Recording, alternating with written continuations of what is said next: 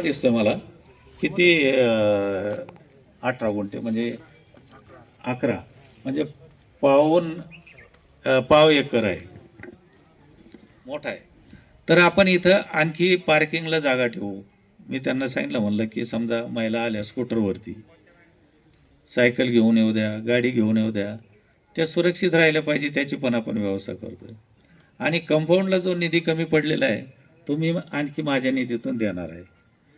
साहित्य उत्कृष्ट दर्जाचं आपलं, तुम्ही त्या कमिटीमध्ये राहा, तुम्ही जे सुचवाल ते साहित्य आपण आणू. म्हणजे चांगल्या कंपनीचं साहित्य आणायचं, बोगस नाही. टिकलं पाहिजे, खेळून खेळून मोडलं तरी चालेल, पण चांगल्या प्रतीचं साहित्य आपण इथे आणणार आहोत. नंतर AC आपण लावणार आहोत.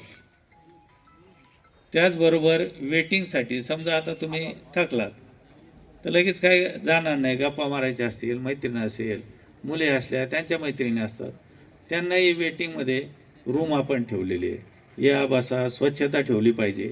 आता व्यसनं करून काही कुठं थुकायचं किंवा बिड्या सिगारेट टाकायचा काही विषय नाही महिला असल्यामुळे. तर अशा प्रकारची एक सुसज्ज अशी आपण एक व्यायामशाळा आणि सर्व दृष्टीने स्वच्छतागृह 2 धरलेले आहेत आपण.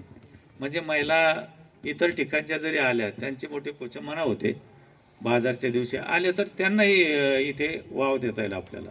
आपण करणारच आहोत, स्वच्छतागृह मला करायचे, ते ॲटोमॅटिक करायचे. म्हणजे आता पाण्याचा दुष्काळ आहे, तुम्हाला तर माहिती आहे, 4-4 दिवसांनी आणि 8-8 दिवसांनी पाणी येतं इथे. तोही प्रश्न आपण घेऊ कधी ना कधी. परंतु आता आहे त्या परिस्थितीमध्ये, म्हणून टॉयलेटसुद्धा मी 2-3 ठिकाणी